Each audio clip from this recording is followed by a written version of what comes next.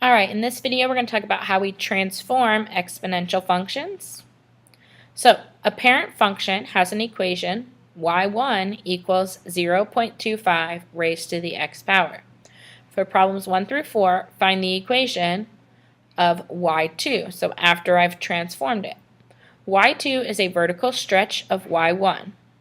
The values of y2 are 6 times those of y1.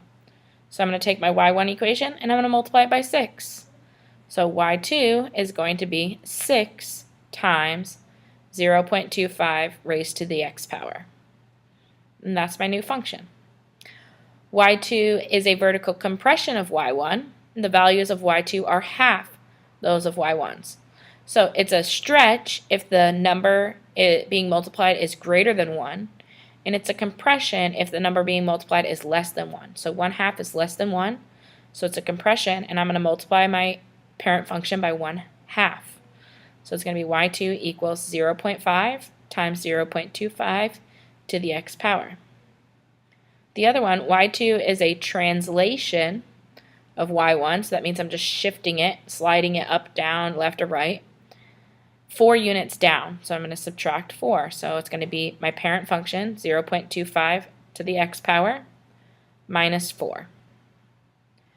And then number 4, y2 is a translation of y1, 11 units up. So it's going to be my parent function plus 11.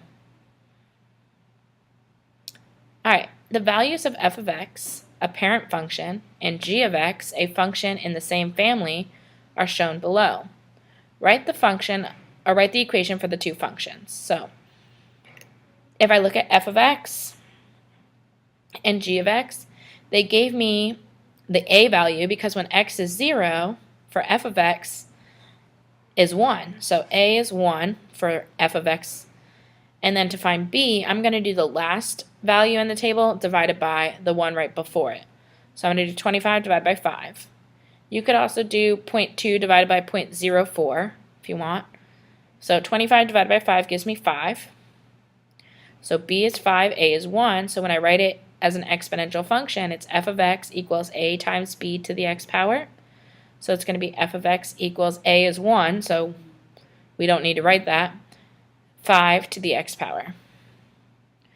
G of x, when I look at when x is 0, g of x is 0.4, so a for that function is 0.4, and b is 10 divided by 2. 10 divided by 2 is 5, so I took the last number and I divided by the one right in front of it. Okay, you could have done 0.08 divided by 0.016. You'd get 5 also.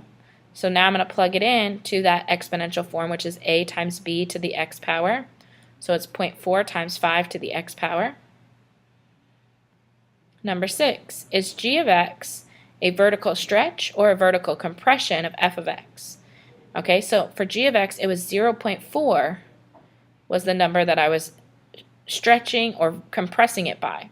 So it was a vertical compression because 0.4 is less than 1. So because the a value is less than 1, it was a compression. If the a value was greater than 1, it would be a stretch. All right, 7. Let h of x be the function defined by h of x equals negative f of x. Describe how the graph of h of x is related to the graph of f of x. So if it's a negative, that's where you're just flipping it over. Okay, remember, if there's a negative in front, you're just reflecting it. You're flipping it. Okay, so each value of h of x is the opposite of f of x. So for example, if I had 1/5 in f of x, for h of x, it would be 1 negative 5. So all the y values are going to change to their opposites, which means if they were positive, they're going to become negative. If they were negative, they're going to become positive. So the graph of h of x is a reflection of f of x across the x-axis. So it gets flipped over the x-axis.